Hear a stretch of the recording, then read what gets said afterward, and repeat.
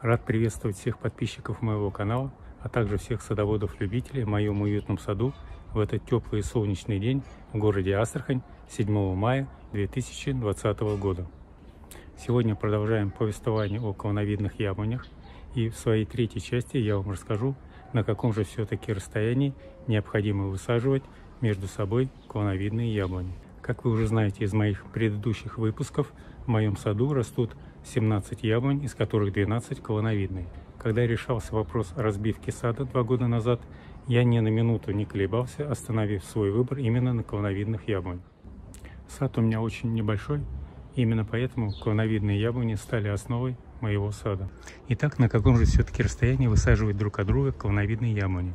Всего существует 3 вида формировки клоновидных яблонь. Это первый вариант – классическая колонна. Вот представленная яблоня в виде классического варианта колонны.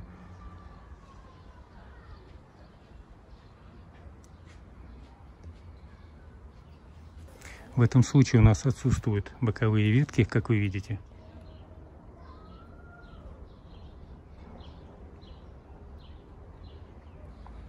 Соответственно, яблоки располагаются у нас на стволе, то есть только по стволу.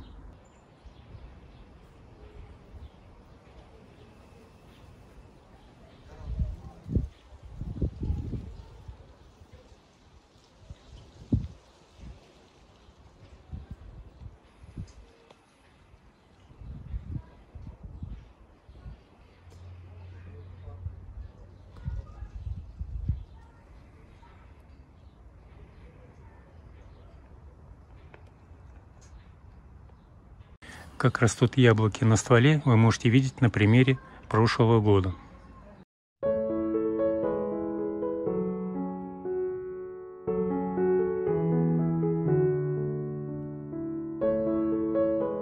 Этот вид формирования яблони в виде колонны очень удобен тем, что, во-первых, у нас энергия яблони уходит именно на ствол и на будущий наш урожай.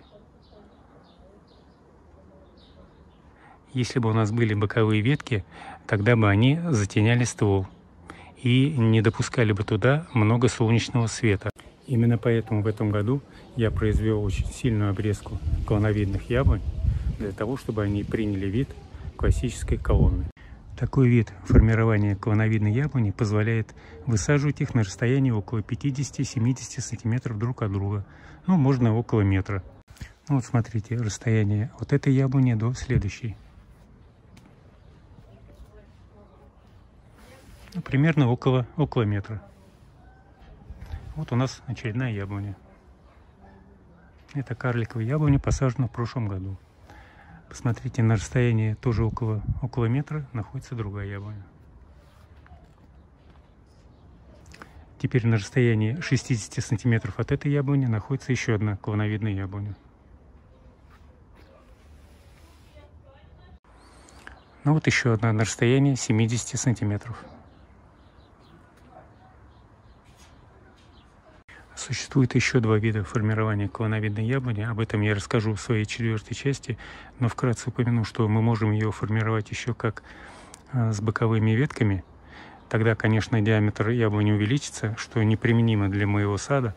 Ну и еще минус этого способа то, что у нас произойдет загущение ствола. В этом случае яблоки, которые будут располагаться на стволе, не получат того солнечного света и тепла, которые получили бы, если бы у нас была произведена обрезка и яблоня была бы классической колонной. В этом случае энергия яблони будет расходоваться не только на ствол и на яблони, которые растут на стволе, а также на боковые ветки. Существует 3-й вариант, коротко о нем скажу. Это метелка. Это когда мы обрезаем центральный проводник, а боковые ветки растут снизу, как в виде метелки. Это тоже неплохой вариант, но это применимо все-таки для большого сада. Вот для моего сада этот вариант нежелателен. Вот показываю вам еще клоновидную яблоню.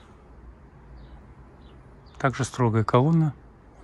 На расстоянии около 60 сантиметров растет очередная клоновидная яблоня. Неподалеку от нее очередная яблоня карликовая. Также 60-70 сантиметров расстояния. Ну, еще на расстоянии около метра Еще одна клоновидная яблоня.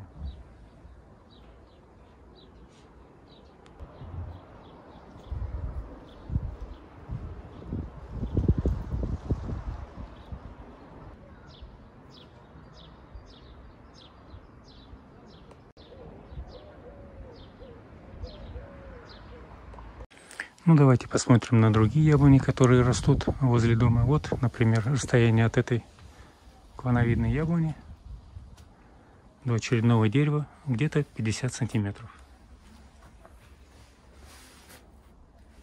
Это у нас черешня. А до очередной груши тоже 50 сантиметров. Вот у нас клоновидная яблоня. Те же самые полметра. Это очередная клоновидная яблоня, также 50 сантиметров.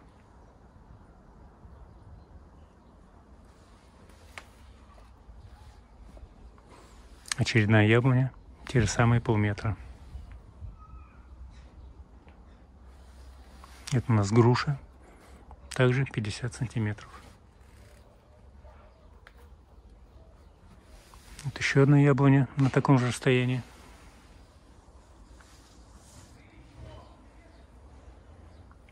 Это еще одна, также клоновидная яблоня, трехлетка. Расстояние полуметра. Вот таким образом, смотрите сами, на каком расстоянии растут у меня клоновидные яблони.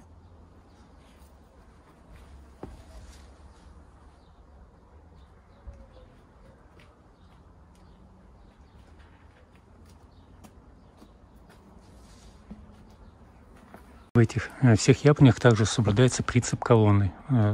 Боковых веток здесь нет.